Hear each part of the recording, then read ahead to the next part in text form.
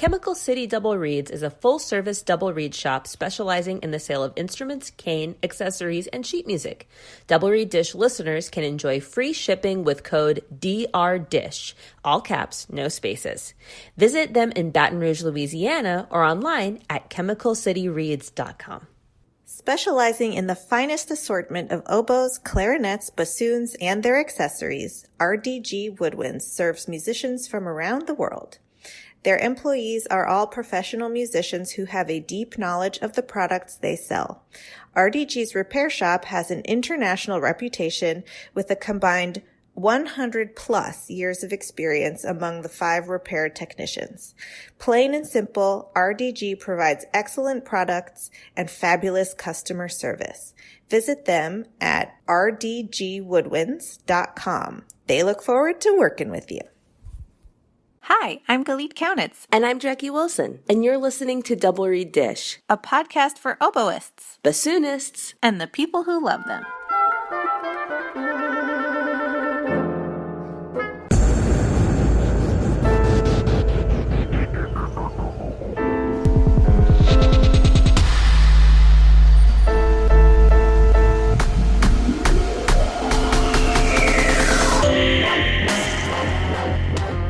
Happy New Year, Jackie. Happy New Year, Galit. Goodbye, 2020. Hello, 2021. Cross your fingers. It's gonna be better. Yeah, good riddance. Smell you later. I'm looking forward to a clean slate, fresh start. New page, new narrative, dynamic, everything. Listen. I think we all deserve that. And I think the best way to do that is with your reed thread. Don't you think? Oh, yes. New colors, new me, new year. This is a hot topic. This is it got political. It really did. It did. When we posted to our social media. So, Jackie, I want to know first, before we get into these highly controversial opinions, what are your good luck and bad luck thread colors?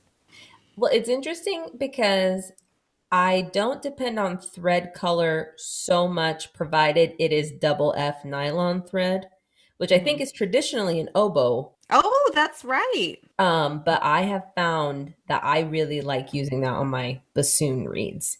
And once I stumbled upon that, color hasn't impacted things quite so much, although I am a big fan of is it pronounced variegated? Is that how you pronounce it? That's how I pronounce it, so that's how it's pronounced. Almost every reed thread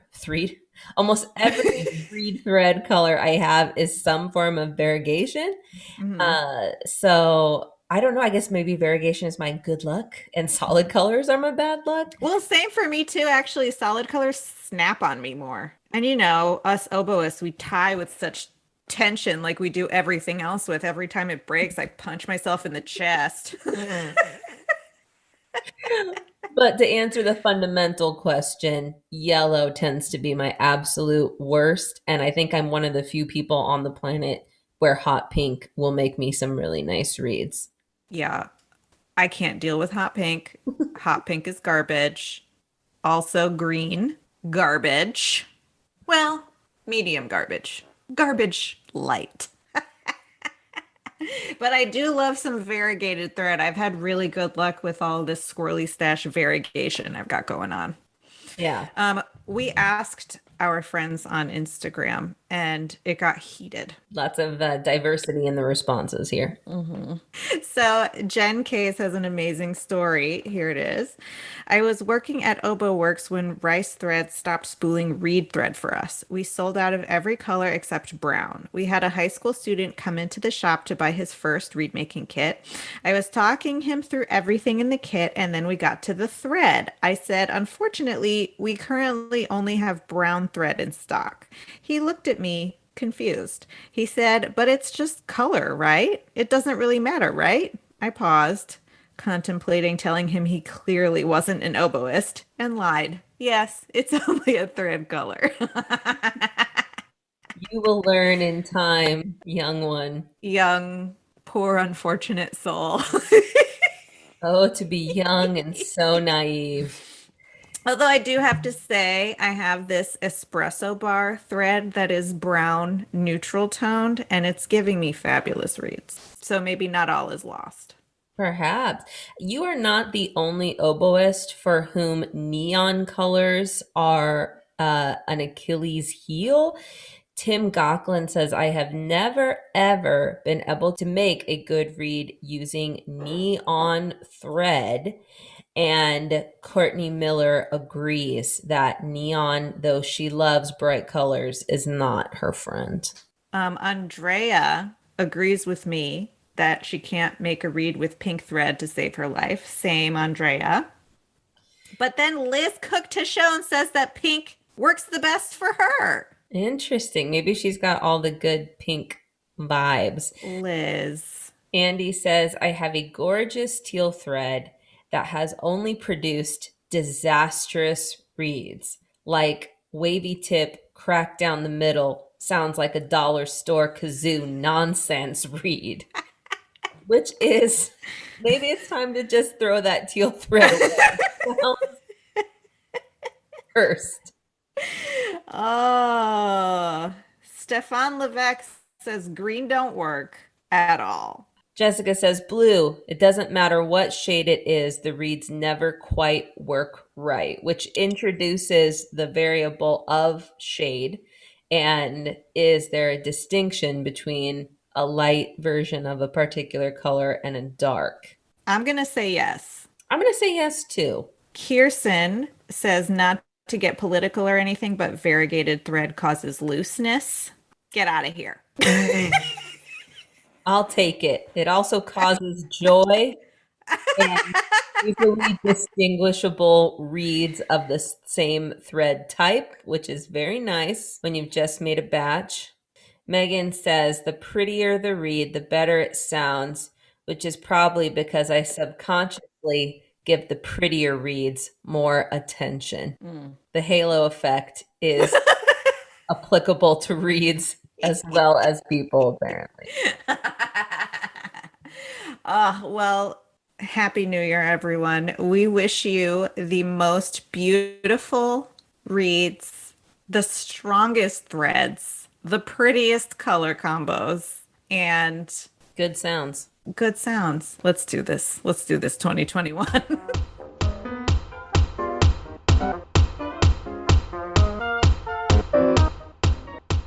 Barton Cane offers a huge variety of GSP cane.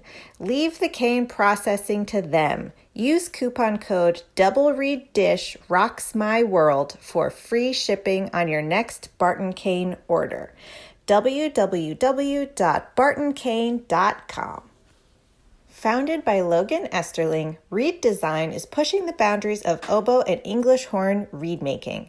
They take the knowledge they've collected from hundreds of reeds and, with the power of machine learning, derive patterns and trends that accurately predict the characteristics of finished reeds while early in the sorting process.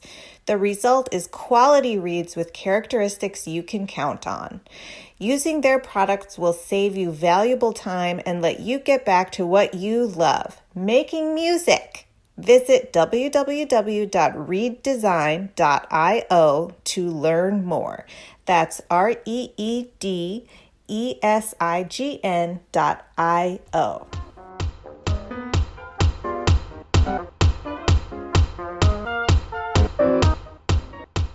We are so happy to welcome to the podcast Gabriel Beavers, Associate Professor of Bassoon at the University of Miami Frost School of Music. Welcome to Double Reed Dish. Thank you, guys. I really appreciate it. This is a lot of fun. I enjoy your work, and I'm honored to be a part of it. I feel like I've made it because I'm on Double Reed Dish.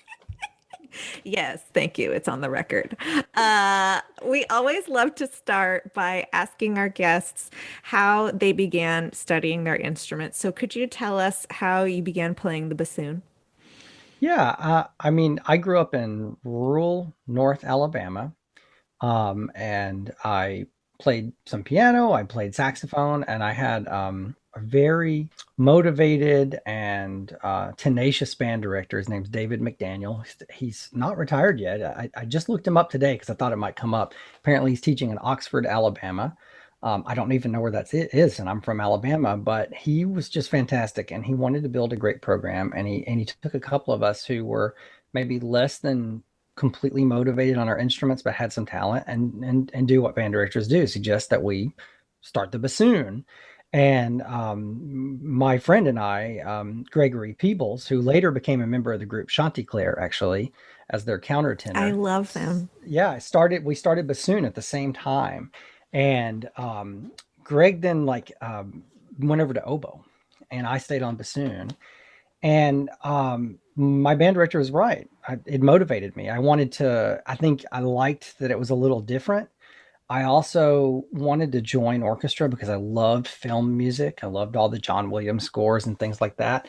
And so it was put to me that, look, there's no saxophones in orchestra. And if you want to be a pianist, you've got to get way better before you're going to solo with the orchestra. Bassoon's a really good vehicle for that. And he was right. I just through kind of self-taught and, the one tutoring session with somebody, I made the Alabama All-State Orchestra, and there's where I met my first teacher, Malcolm Crawford, who was the bassoon professor at the University of Alabama at the time. And it was it. I was hooked. I eventually got to play in the Huntsville Youth Orchestra, and that was everything. I mean, I had been doing music since I was 9, playing piano and playing saxophone at 11, singing in church, doing all the things that kids do. And so bassoon was just another vehicle for musical expression, but it was one that was really unique to me because nobody else was doing it in my little town. And the fact that I could make all state, I mean, I probably on another instrument at that time wouldn't have made it because it was obviously less competitive, but I got to play with some really good kids, and that just kept me motivated and going. And then I, went to a couple of great summer festivals, and met a Boston freelancer named Gregory Newton, who suggested Matt Ruggiero to me, and that was life-changing. I met Mr. Ruggiero, and I was a kid who was somewhat academically inclined. I call him Mr. Ruggiero because I was too ignorant. I didn't know that he had a PhD when I studied with him at first, and then I was too embarrassed to change to call him to Dr. Ruggiero, and he had never corrected me. It was, and so Greg Newton had suggested I audition at all the places Matt taught, and I ended up at BU, and I always respected that he was a person of great mind. And he seemed to like that I had some, good test scores and was pretty good at school and all that. Sorry, that's a little bit more than you asked me, but that's how I got started. Love it. Well, can you keep walking us through your training and educational journey, and when did you decide to become a professional bassoonist and that path? Yeah, so I liked bassoon, and I think I wanted to do music from an early age. And as I said before, this little town in Alabama that I'm from, this band director had fostered this incredible program where he took it very seriously. This wasn't a kind of extracurricular activity. This was life. You did this, and you did it right, and my friends and I played in the did the pit percussion, and we arranged the parts for the marching show because they had paid some arranger to do the show, but then they were like, you guys can take the score and write the pit. So I mean, I got some practical skills in reading a score and arranging there, and played piano too. I even played piano at a small church for $25 a week that I gave my mom the money to drive me down to Alabama 2 hours away and pay the bassoon teacher to give me lessons and reeds and all that. So I was really invested in doing music. And I don't know, I think at one time maybe I wanted to be a band director or something like that. And I went to Brevard, and I studied with Greg Newton and Darlene Jusela. And they kind of put me onto the idea that, hey, you got a shot at maybe expanding your search for schools, expanding your career goals.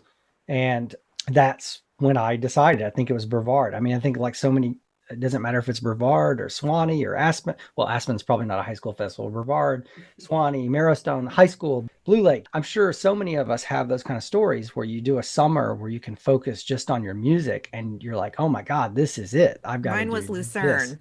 There you go. So, Yeah. And that's what happened to me. And then I just became intently focused. That was summer between junior and senior year, and I just became crazy focused on I got to be a musician. So that's how I got onto it, and it really motivated me to have somebody tell me that you've got a shot at it, like a real shot, and you should. I don't know if they said I had a shot at a career, but they were like, you have a shot at getting into a good school with a scholarship, because we didn't have a lot of money, and something like going to Boston University would have seemed impossible, quite frankly. I don't think at the time my mom made as much as the tuition cost. Things have changed quite a bit since then. I don't want to. I definitely am more privileged than some, but it was amazing that bassoon could give me that, and that's how that put me onto it. So when I first went to Boston, I mean, I just wanted to be like Matt Ruggiero. I wanted to be like Richard Swoboda or Rick Ranty. I just wanted a job in a big orchestra. That's what I wanted. And then other things came along as I went through my educational journey, and I found this career as a professor as well. And I'd like to say I didn't know I wanted that, but years ago I actually found a paper I wrote for admissions for college. And oddly enough, in my application letters, I said that I wanted to be a professor. And I think it was because I just was modeling my high school teacher. And I'd forgotten about that. It's so amazing that my dream at 18 years old came true. That's awesome. Whenever we have people who are students of these great bassoonists who are no longer with us, we like to ask them about their experience. And you are actually the first Ruggiero student, besides me, to appear on the podcast. And so I would love to have you share with our listeners your experience in learning from Matthew Ruggiero, and talk to us about him. Oof, yeah. I mean, we could make a podcast about that, I think. So I was really fortunate that at Brevard, the faculty there had told me about Matt, and pointed out that he taught at so many places in Boston, so I could go audition at the different places and then make my decision if I got into each of them. And all I knew is he was assistant principal in the Boston Symphony. And so when I told my high school teacher about him, my high school teacher goes over to his stack of books and pulls out International Double Reed Society journal. And there's been several things written on Matt over the years. I encourage everybody to go find them, and they're all fascinating. And he pulls out the article from when Sherman Walt retired, and it has the two of them standing back to back. And I forget, just very eloquent writing by Matt, talking about eulogizing Sherman Walt. And then on top of that, talking about that Matt had went and got a degree in Italian literature. At that time, I don't think he had completed his PhD when that article had been written. And just all of that intrigued me. And then I flew up to Boston, and this is okay. So that was my first airplane flight. Yeah. Which is amazing to me, because I mean, I've been all over the world now, but I was 17, and that was the first time I'd ever been on an airplane. Oh my God. Yeah. 17. I would have been terrified. I was. And it's hard to believe, because I've probably been on hundreds of flights since then. But yeah. And so I flew up, and I remember I couldn't make the traditional audition day, or if BU even had those back then. So I meet Matt, and he's a little older than his pick, because he was, and he was just so amazing and refined and quiet. And he had this quiet confidence about him that, immediately you're like, I'm going to do whatever this man tells me to do, because he knows his stuff and whatever. And he never talked about all those other things that I had to learn about from other people, that he had gotten these other degrees, that he had retired from the symphony and went back and he'd gotten a degree in Italian literature while he was in the symphony, and then retired, and then got a PhD in comparative literature. And, he just didn't talk about himself. It was like, you had to get it from somewhere else. But what was it like to study with him? I learned quickly. He made me grow up a little bit, quite frankly. He made me come into lessons without making me. He just challenged me on a daily basis, whether it was my grammar, which I hope you wouldn't be disappointed at me now, because that's probably regressed, to he would ask me a question about the music. And if I wasn't prepared, he would make sure I felt it was never cross. It's hard to explain. I mean, Jackie, he never was cross with me, but I felt the disappointment that I didn't know the answer to the question that he asked. And what I think is, he taught me to look at music in a certain way that allows me to, on the fly, infer the harmony of what I'm looking at. So I feel really great. Anything I play that's not atonal or post-tonal or whatever, anything that's traditional music, I feel like he endowed me with a set of tools through those weekly lessons where I can pretty much tell you there's an appoggiatura, here's a passing tone, here is, and it allows me to start from a place of being very musical in an informed way, right at the beginning of starting a work, and then I can go confirm or have my conception challenge with the score later. That okay, well maybe my assumption there was kind of wrong, looking at just the bassoon part.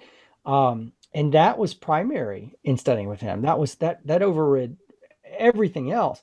But I remember another thing that was interesting about studying with Matt was that I didn't think of him as somebody who had a lot of emphasis on technique. I thought when I went to grad school, I needed somebody who was going to work on technique. I was wrong. I had chops when I came out of undergrad. What I needed was I needed somebody to refine me for sort of the stuff that wasn't as important to Matt. Matt didn't focus on some of the really little details because he was so concerned about working on my mind that then I went and studied with somebody who was all about, well, this note's not right length and this note's out of tune, and Gabriel, you got to do this. And that's my other great mentor was Wilfred Roberts, who I think took what Matt had helped put in me and then put it into a package that was polished that I could take out in the world and shop to the world. And it's like those two men were like the right two halves of a puzzle to help me add up to some early career success. And I'm just trying to think of other things about one of my favorite anecdote about him is that I tell a lot to my students is I only got to hear Matt Ruggiero play one live concert. I found out, I don't even think he invited me. I found out he was playing Schubert Octet at Longy with a lot of the top freelancers in town. And so I went and I show up and I eagerly run backstage to congratulate him on it. And he's polishing his 201. I remember he had a really fancy 201 and first time I ever saw a Kim Walker bag, and he's meticulously cleaning it. It's just like his appearance. He like kept everything really nice. And he looks up over his glasses and he goes, "Why aren't you practicing?" And that was the other things. I, being from rural Alabama, people from rural Alabama are awesome. Don't get me wrong. Love y'all. But I just didn't get his humor. He had this dry sense of humor that at first I have to admit, I kind of thought he was mean. And once I got it, he kept me like laughing for the next 2.5 years after I figured out his humor. And it was amazing. And so I can't say enough good things about him. I think that I was able to become a professor because of him. I think that the tools he endowed me with to think about the music, to look at the harmony, to understand the context and story made me be able to go be a teacher, even though I didn't go along that path initially. That wasn't what I said. I had some early success with orchestra and so I can't say enough, and I'm sure there's more stories in there. No, yeah, he seemed to care very much about fostering the entire mind of the student. And I remember once he asked me about my interests, and I went into this list of musical bassoon-oriented things, and he said, "Jackie, there is much more to life than music." And I remember it was a little like, disappointed that I didn't have a book to speak about, or I didn't, something that gave me more depth than just like, the bassoon was important. I was training on the bassoon, but it was also important that I go see things and read things and look at things and contemplate things. And definitely. I think he was unique in that way. I just have so many good stories and I tell them all the time. Like one of them is when my students are late for a lesson, I like to talk about, he had such a subtle way of, we had another member of the studio who apparently showed up to their lesson late a lot and Matt wasn't there. And he waited for the student to have the audacity to complain. And he was like, "I was here, but I go and get a coffee when you're not here. And then I come back." So I was always on time because I was afraid he would kick me out of the studio because that is what happened to the other person. Ooh. And there was these church pew kind of benches right outside of the 4th floor. We had just like this room that he had a key to. And he always wanted a really early lesson, like way earlier than I was comfortable. It was either 8 or 9 a.m. or something. And I would lay down. I would get there early and kind of like lay on the bench. And Matt would come up and go, he would be like, don't get up on my account or something like that. Like, so there's something like that. And then I have in common the story about him throwing his leg out the window. I don't know if you wrote that in the tribute or if that was Stephanie, but he did the same thing with me. Put his leg up on the window when I'd start in the wrong part of the phrase and go, Gabriel Beavers, if you start in the wrong place again, I'm going to jump out this window. What's it going to look like? Bassoon professors flying out windows. Or if you did something right after his advice, he'd go, $5. Yes. And I shamelessly steal that all the time. I say like, $5 all the time. My version of that is when a student has a revelation, I'll be like, that's why my name is on the door. So I've adapted that a little bit from him, but I'm the imitation, not the original. So he was a special person, and I'm very fortunate. And it's amazing too. I think when something like that happens, when somebody is able to pair a student with a teacher so perfectly, and even the student doesn't really know when it's happening. Like when Greg Newton recommended Matt Ruggiero to me, I think he understood that it was a really good idea for me, but he didn't let that on to me. He didn't like tell me, well, you're this way and he's that way. And no, he just let me discover that on my own. And I actually don't think it hit till like later when I started teaching. When I finally started teaching, I had a couple of, when I say started teaching, I started teaching in 99 at a high school level. In Coppell, Texas, which were amazing students, by the way.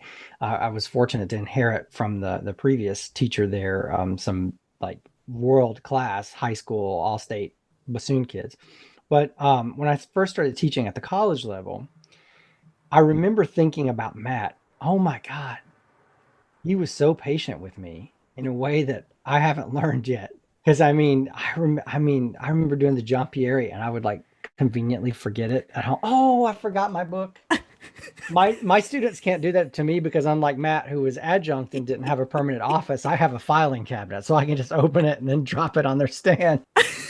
Well, these days you can just pull it up on IMSLP. You know what I mean? You're like, yeah. Oh, hold on, give me a second, I'll download it. Yeah, there's no excuses now, and even then, I mean, he showed great patience. I remember once he told me a story about raising his children, and he said. And I remember feeling about this tall when he told me that I'd had a bad lesson, like a really bad one. And he goes, Gabriel, we're going to call this a growing day. When our children were growing up, I forget it. I'm going to mess it up because I can't speak as, but it basically was like, when you have kids, there's just some days that they just are having a day and that they chalk it up to a growing experience. And I mean, he's talking about his little kids and I'm like 20. And, I was prepared the next week and he didn't have to yell or scream or like histrionics or whatever. It was just that. And I got it taken care of. So it's great. And then I went to study with Will Roberts, who is one of the most meticulous people on the planet. I mean, that was such a great segue because I went from Matt to like Will, who I remember studying, and Will's only recently retired. And I encourage anybody, if you're in the Dallas area and you want to learn about the orchestral repertoire, see if you can get a lesson with Will post-pandemic, of course. But I mean, I would go to warm up for Will. Like I'd go to play a couple of notes and I would do the typical flash and trash things kids do when they're warming up. And Will would be like, no, Gabriel, stop. And I'll be like, well, what? I'm just playing notes. He's like, play that B flat again. And I'm like, I just played a thing. And he's like, nope, we're going to do B flat. And it was just the perfect thing I needed after Matt. I just had to sit there and play B flats for 20 minutes until I could center the pitch on it. Then I was allowed to play the music for the lesson. And so my teaching is imbued with both of them and many others. So I'm loving hearing all these stories. It reminds me so much of my lessons with Bert Lucarelli as an undergrad. He always, if you came in unprepared, he'd be like, well, I think we're gonna read some Bach cantatas today. Usually when a student comes in unprepared, we'll just read some Bach sonatas and you're like, oh no. Well, that's pretty effective punishment, I think. He's like, let's do something that I want to do since you didn't do what you had to do.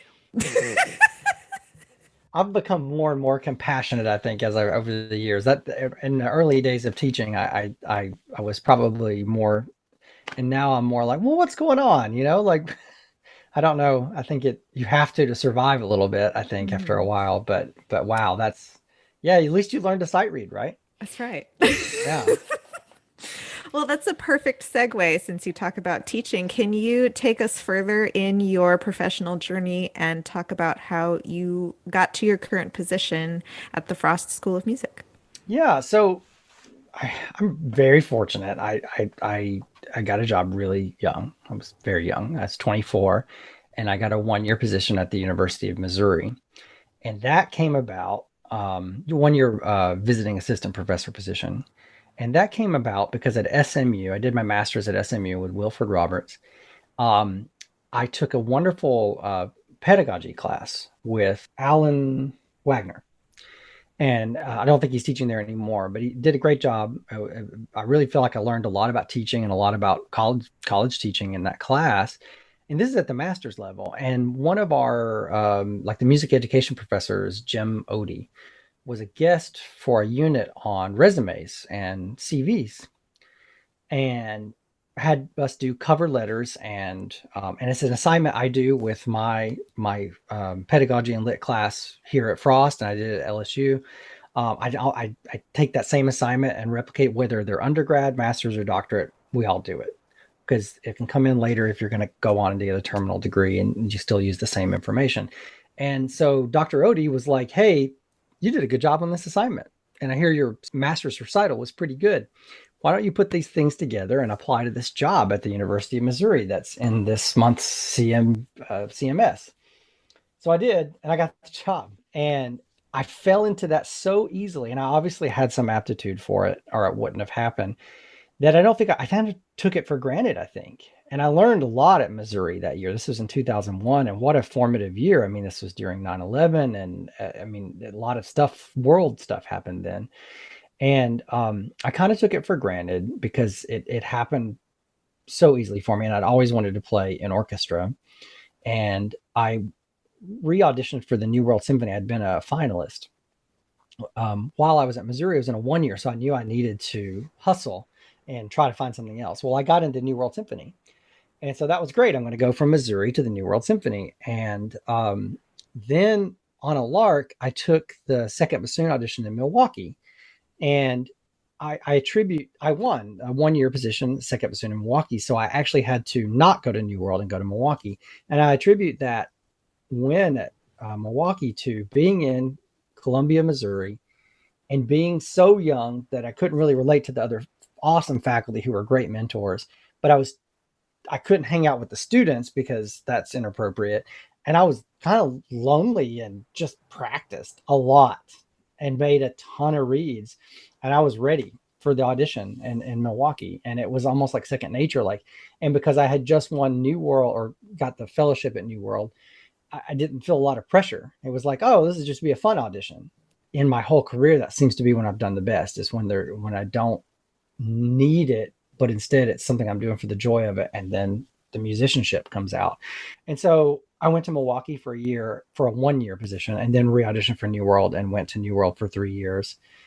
Got a 1 year in the Virginia Symphony, which was wonderful. Talk about a fantastic orchestra with Joanne Folletta. I learned a lot there. She's incredible. She really is. And we're fortunate that she's has an affiliation with Sewanee now, and is doing great things when she comes in to conduct at Sewanee. That's one of the summer festivals I teach at. And so that was about a 5-year span of my life. And I had done the whole, finals of a lot of places, long-term trials in some places.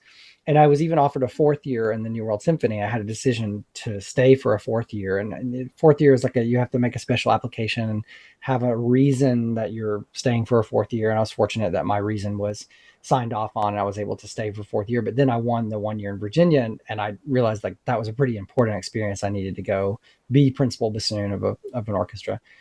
After that 5-year span, I was started to think about college teaching. And I actually, while I was in New World, became a finalist for a small job in the Midwest that I ended up not getting. And I understand why. There were some things I needed to work on in my interview chops. And then I found out through the grapevine that LSU sort of had a profile in mind of the kind of person they were looking for. They wanted somebody with professional experience, blah, blah, blah, whatever. I put my name in the hat and fortunately was a finalist at LSU. And it really appealed to me because I knew that the Baton Rouge Symphony would be open. I'm always grateful to Bill Ludwig for when he resigned at LSU, he also resigned the Baton Rouge Symphony because that made it a really attractive package. And they are not commingled. Like you have to win both. So I fortunately won LSU and went there and then had to audition against some of Bill's former graduate students behind a screen. I was like, God, this is going to make me really nervous. I've got to try to win this local job. And here I'm coming from a Ixom orchestra. And I did win and it was great. And I spent 6 great years in the Baton Rouge Symphony. Well, my story from going from LSU to Miami is I just gotten tenure at LSU. I was getting ready to settle in and be like, I had visions in my head of being like Bill or John Patterson. It's like you're at the later years where you either leave or retire and you're like you've been there for, you're like synonymous with that.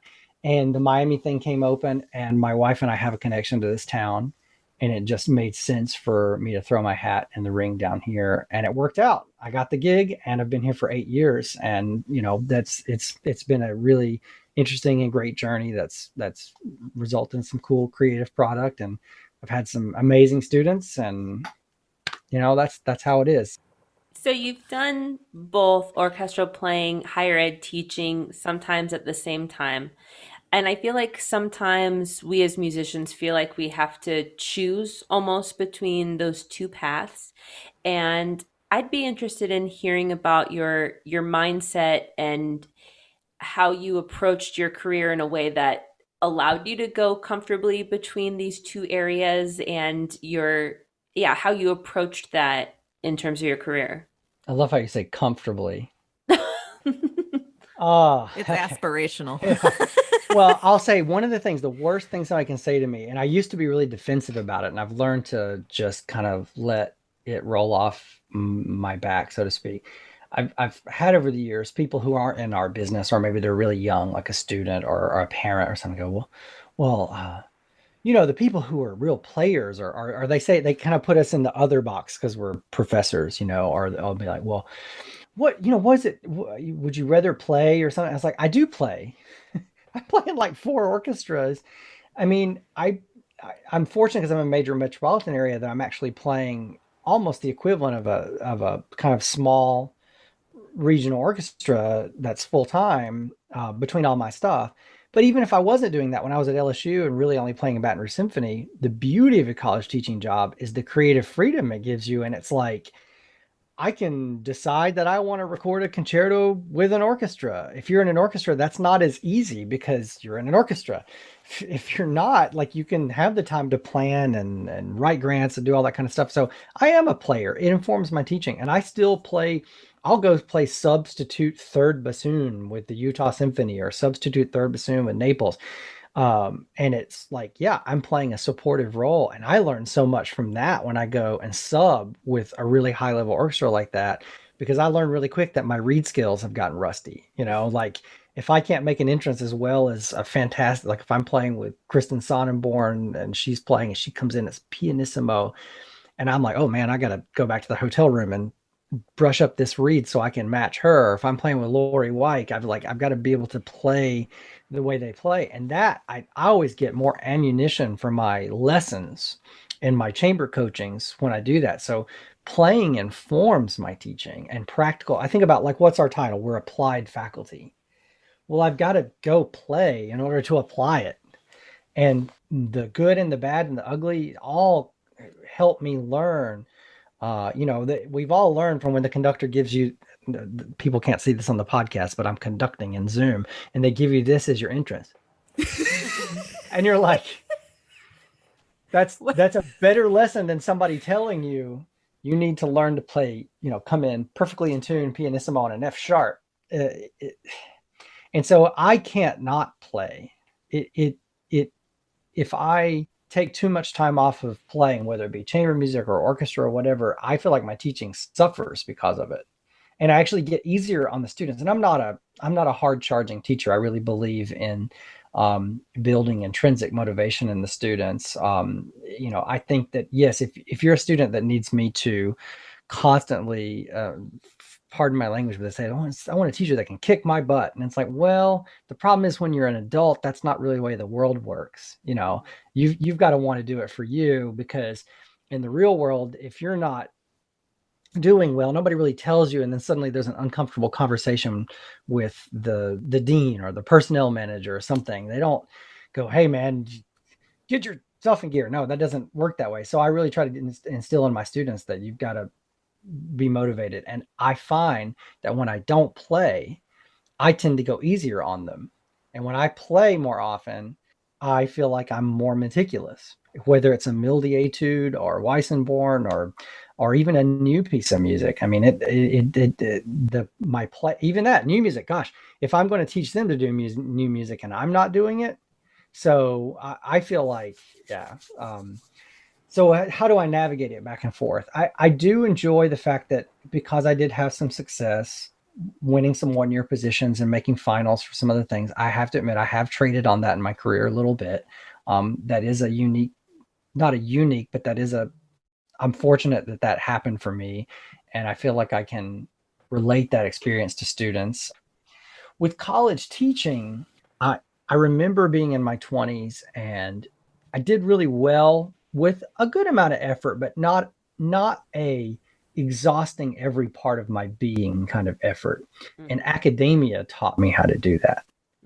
Not playing in an orchestra. It's like there's something about knowing that there's a deadline. In 6 years you're either going to get tenure or you're, I don't mean to like trigger anybody by talking about this, because anybody who's been in academia knows. But there's something knowing that that's coming. And every day you've got to wake up on your own and decide, well, what am I doing towards my creative and or scholarly output?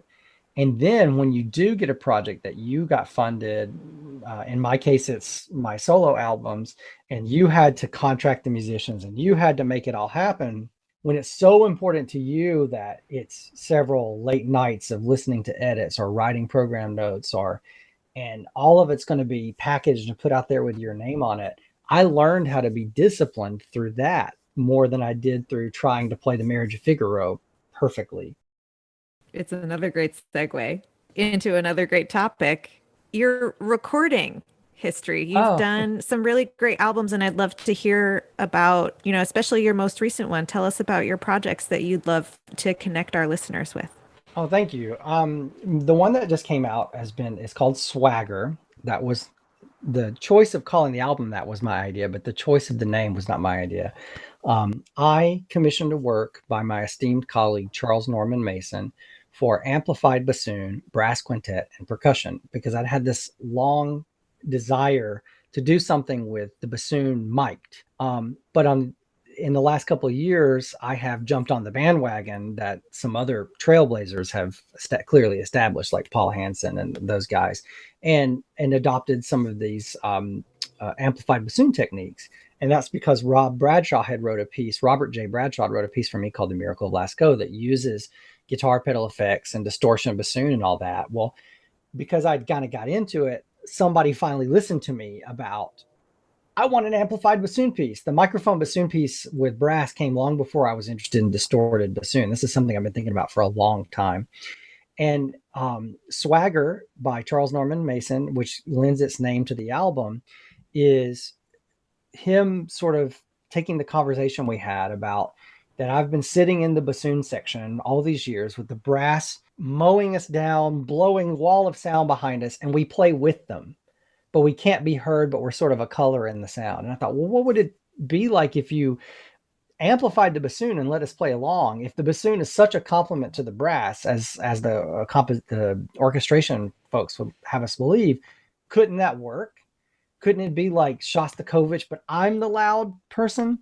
And Chuck Mason he liked the idea, and he put his own spin on it with he has this real rhythmic writing style, really interesting music. He even did a digital version for me because he knew it might be hard to get the brass quintet played.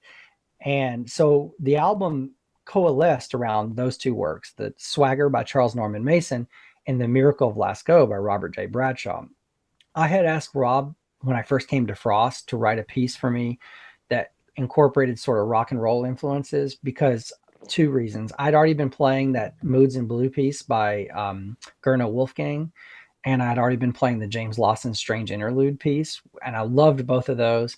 And I've always loved blues and rock and roll and that kind of thing. So I said, well, man, it'd be cool. I could give a recital with those pieces and put a new work by Rob Bradshaw on it. And Rob agreed to write the piece for me, but he's the one who decided to amplify it and put effects, and it just sort of changed everything.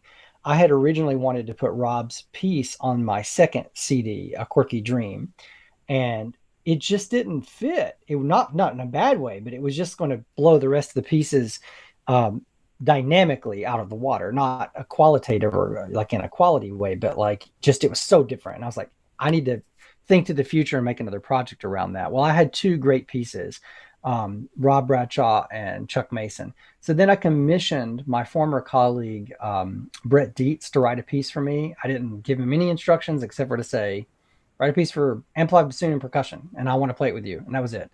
And the title, the everything, that's him. He did all that. And it's a really cool, groovy piece. He explores some conspiracy theory stuff, which is kind of weird for me. And I was like, okay, the music's great though. And you know, I didn't know that was going to become such a part of the national conversation. And honestly, I hesitate to even bring it up and promoting it because I don't want people to think my album's about that. The album's about great music. And I don't think he's promoting it. He's exploring it like a documentary kind of thing. Like, here's this guy that wrote this stuff long before this was ever happening. And now it's part of the national conversation. And then the last piece on the CD, has the ominous title, Behold a Pale Horse. And the last piece on the CD is Quentin Tino by Paul Hayden. And Paul wrote that for the Tim Woodwind Quintet, which is the woodwind quintet in residence at LSU. It's the woodwind faculty. And Paul Hayden is spouse of Catherine Kimmler, the flute professor. And Paul's written a lot of great stuff. I mean, his saxophone pieces, his saxophone concerto is specifically what inspired me to ask Paul for a concerto. And he wrote Simple Serenades for me, which is on my second album. And I wanted to include Paul in this project because he and Charles Norman Mason are classmates. And it's the Quintentino is the only piece on this new album, Swagger, that's not for amplified bassoon, but Paul uses this like brassy effect. When you first hear me play on that, I play this thing where I've worried that people take it wrong because I get on the tip of the reed and I go, what, and it's like, it sounds like I'm just being a pig, like I just don't care about tone or anything. But that's the point. It's like distortion bassoon without distortion. He calls it brassy effect, and it's named after the effect in the Pascal Galois book. And then there's multiphonics, which to me is reminiscent of the effects pedals in Bradshaw's piece with the fifths and that kind of thing. So I thought, well, that's cool. There's tie-in there. And I also wanted to collaborate with my longtime summer colleagues at the Tennessee Valley Music Festival. That's a little summer festival that I do for the Huntsville Youth Orchestra, which was my youth orchestra as a kid. And the other faculty are all super accomplished in and of themselves. We all have a tie to that region, but have went off. Some have come back there. Some are still live away, but all John Gaddis and Andy Hudson and Jen Case and Carolyn Totaro, we all have a tie to the sort of Tennessee Valley area, but we've also had careers elsewhere. And I just love hanging with those guys in the summer and playing. And I wanted to sort of put that into a project, and this was the perfect thing. So Swagger came out August 1st. I hope people will go listen. It's available in all the places, but you also can buy it at the Beauport Classical website. And I think that would be great if Beauport Classical is a label. It's like a cooperative label of new music. And I hope people will go to their website and not only listen to my project, but some of the other new music projects that are on there as well. Speaking of new music, another thing I wanted to ask you about is your involvement in the New Deco Ensemble, specifically the approach to, thwarting expectations of genre and your experiences in that ensemble. Okay, so this album is tied to that. I'm a founding member. And when I say founding member, I mean, I just played the first concert. Like I didn't have any hand in creating New Deco Ensemble. That's Giacomo Byros and Sam Hyken. And the way I was invited to the dance, so to speak, was the Miracle of Glasgow. I had to hire some players to premiere it with me. And it was a combination of friends, fellow faculty, but also some folks from the community I didn't know when I did that, because it was right when I started at Frost. And Sam Hyken's wife had a Yael Kleiman Hyken, who's a virtuoso violist in her own right. And I'm fortunate to play in New Deco and some other groups with her. She had a string quartet, which included some former members of New World Symphony that were my colleagues. So I hired them to premiere the Miracle of Glasgow with me. And from that, there a conversation got started that, hey, there's this new group forming. They're going to have a meeting about it. And I went to this meeting, and Sam Hyken and Giacomo pitched what they were trying to do. And I was like, oh my gosh, like, I can't believe this. This is so what I'm so interested in this. And what they're doing is they basically, if I could sum it up, is that they're showcasing the virtuosity, the depth and complexity of types of music that maybe folks from the classical world don't realize are as complex and have depth and complexity. You try playing, some of the hip hop beats or some of the electronic beats, and you actually have to play it from notation and get it right. This stuff's complex. I saw on your website that you played with Kishibashi. He's incredible. Oh my gosh. Yeah. I mean, that's what's great is on our album, the first New Deco album, there's a bassoon solo and I Am the Antichrist, or what is it? Antichrist, the song that says I am the Antichrist to you. And there's a beautiful bassoon solo midway through it that Sam orchestrated. And that's one of the, most popular streamed tracks from that album. We've played with Kishibashi, Wyclef Jean, Jacob Collier, PJ Morton, Corey Henry. We're this group next week is new to me, Larkin Poe, that we're playing with. Stephen Marley. I mean, and what's amazing about each one of these guys, Bilal, each one of these people they bring in, often, unless it's like Wyclef Jean or something, I don't know that we played with Ben Folds more than once. Like, I'd never heard of Kishibashi before because my mind wasn't open to it. But without fail, everybody that Sam and Giacomo have brought in, I'm just in awe of. Magda Giannikou. You look, Jacob Collier, I mean, he's like Mozart, seriously. Jacob Collier is incredible. And he's sitting there at the piano and, he knows what everybody's playing at any given time, even though it's his music that somebody else has arranged. He can sit there and be like, okay, second trombone, and he plays it. And he's like, I think that would be better if we paired it with this and we do it like this. And he's sitting at the piano, he's doing it, and he's harmonizing and singing over it. And you're like, oh my gosh, this is so incredible. So New Deco has given me that, and actually my rhythm, I thought I had good rhythm until I joined New Deco. And I've learned new ways of looking at rhythm. And I feel like I see things in a different way after 5 years of playing with them. So it was always my intention to hire New Deco as my backup group for the album.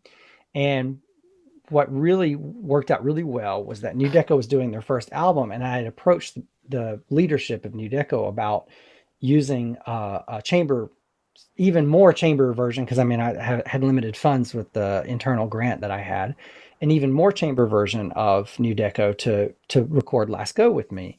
And the thing that surprised me more than, it was one of the greatest shocks of my life, was that Sam and Giacomo approached me and said, well, look, we've got the Hit Factory Criteria Studios rented for 12 hours a day or whatever it is. It's costing us, it's a lot. This is where, by the way, Eric Clapton and Derek and the Dominoes recorded Layla. This is where, wow. This is where Hotel California, where the Eagles was recorded. This is where a lot of albums. This is Criteria Studios in Miami, and so it's got a real rock and roll pedigree. And they said, we're not obviously rehearsing and recording 12 hours a day. You want the off time in the studio? And I'm like, yeah, I do. So my album was recorded at the same time, right? Well, that track from my album, it's five tracks, but five movements, was recorded in the off sessions from New Deco's main thing. So I mean, I was playing solo for my album and then in New Deco. And it took my album a little bit longer to get together and release than theirs because I recorded in 4 different cities with 4 different groups. And then there's all the logistics of mixing and mastering, Wow. 4 groups played in different spaces. But New Deco has been really the bright spot of my playing these days. In that, I mean, we did A Fiddler's Tale by Wynton Marsalis. It's his take on The Soldier's Tale. But it's like a jazz version with trombone, trumpet, clarinet, bassoon, violin, and percussion. And it's one of the hardest things I've ever played in my life. And so we're doing not just this classical crossover suites of hip hop and pop music and electronic. We also are looking out there what's already out there. I mean, Alarmal Sound has put a lot of great new repertoire into the world, and we're able to pick that repertoire up and adapt it for New Deco Ensemble, often with even some of the players from Alarmal Sound, or we're lucky to have the composers present. They have commissioning. Yeah. What else can I say about it? The other thing that's great about playing in New Deco is it's so satisfying when we could have live audiences to finish playing something and to have a room of 200 or 300 people. We play pretty small venues, leap to their feet screaming, instead of the golf clap. That was nice. Beethoven. Instead it's like I've had the experience in New Deco where the people, because we're like in a black box theater really close, they do the selfie while I'm playing, and you're like, they're leaning in and you're like trying to get away, and it's so great, and it's some of the most virtuosic music I've ever played. I largely, the bassoon in a lot of the arrangement occupies a supporting role, even more so sometimes than orchestra, because he uses it a lot to sort of reinforce the bass guitar or something like that. But then every once in a while it'll break out in a way that's terrifying. And the other thing is a lot of the stuff we play, let's just say it's not always idiomatic to the instrument. And my personal challenge is not to complain about it. My personal challenge is like, I can play this on the bassoon and I'm going to, and it's going to be awesome. Yeah, we had Titus Underwood on recently, and he said dope art is dope art. And we all benefit when we stop having these barriers around what we think is sophisticated, worthy, high, low, and that a lot of us in the classical community hold ourselves back by these self-imposed perceptions that we have.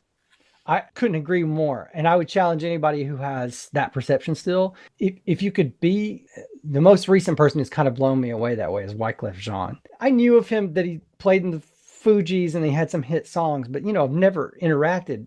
And when he comes in and he's sitting in the middle of the thing, and we do the things that are his arrangements, but then he also will break out and do his own thing in the middle of the show, and you're just like front row witness to it. And you see him playing the guitar on his lap and singing and improvising, and you're just like, yeah, we need to we need to recognize and chill and like enjoy what all's out there. Honestly, here's the thing I'll say.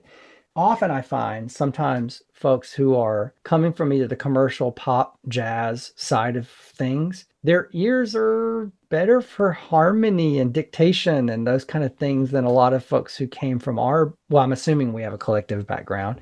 So if that doesn't impress you, I mean, then I ask whoever I'm talking to re-examine, because that's really impressive to me.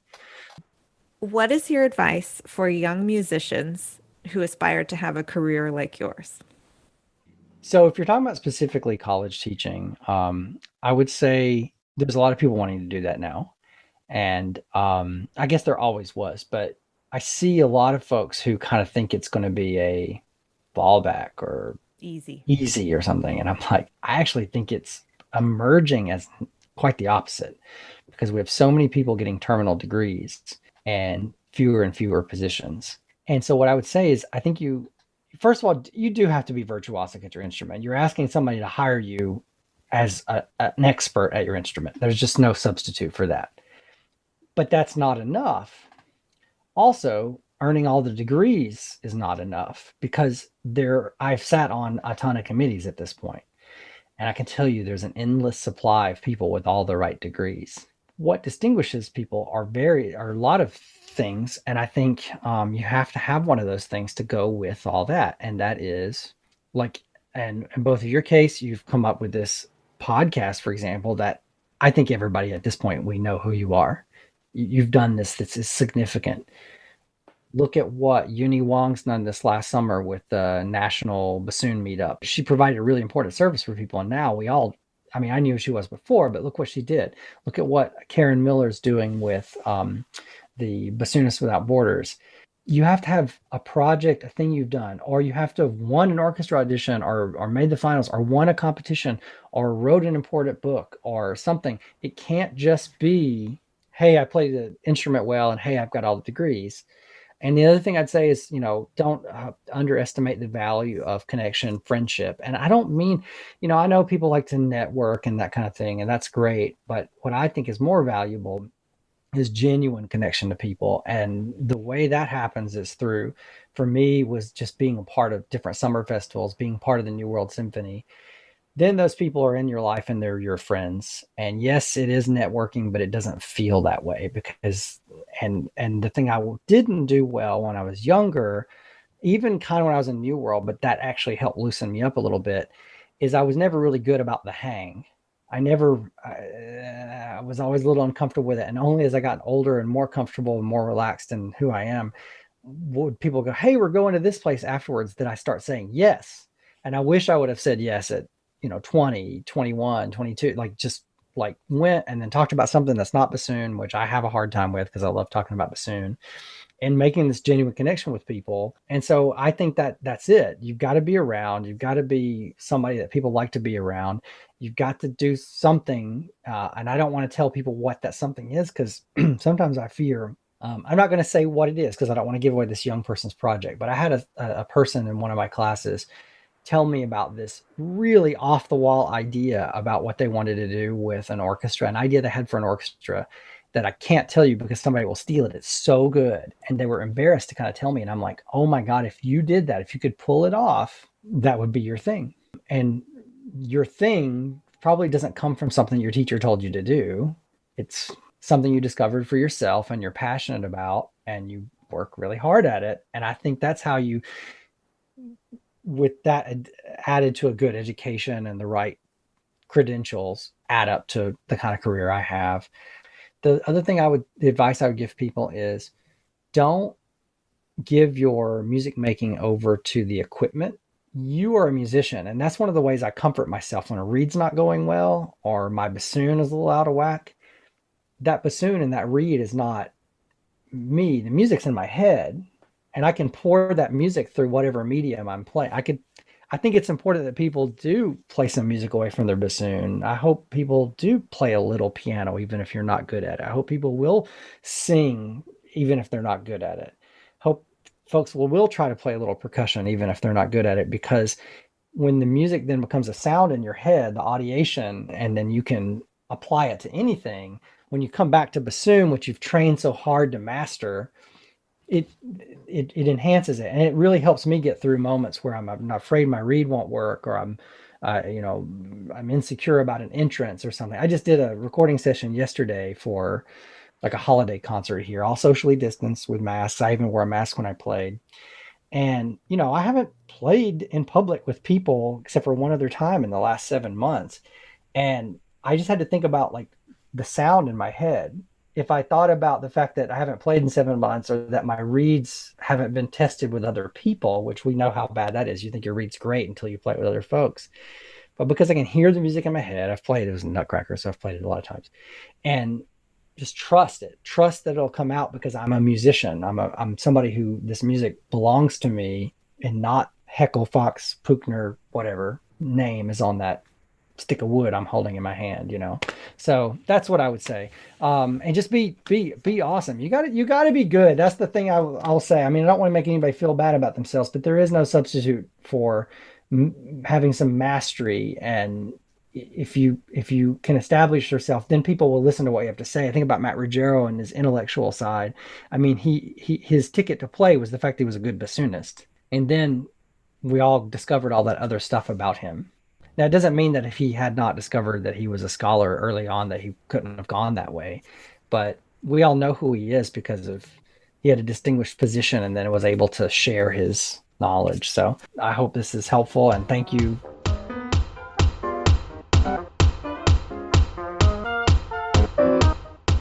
We hope you enjoyed that interview. Don't forget to join us for our next episode, which will be episode 100. I cannot believe it. Wow.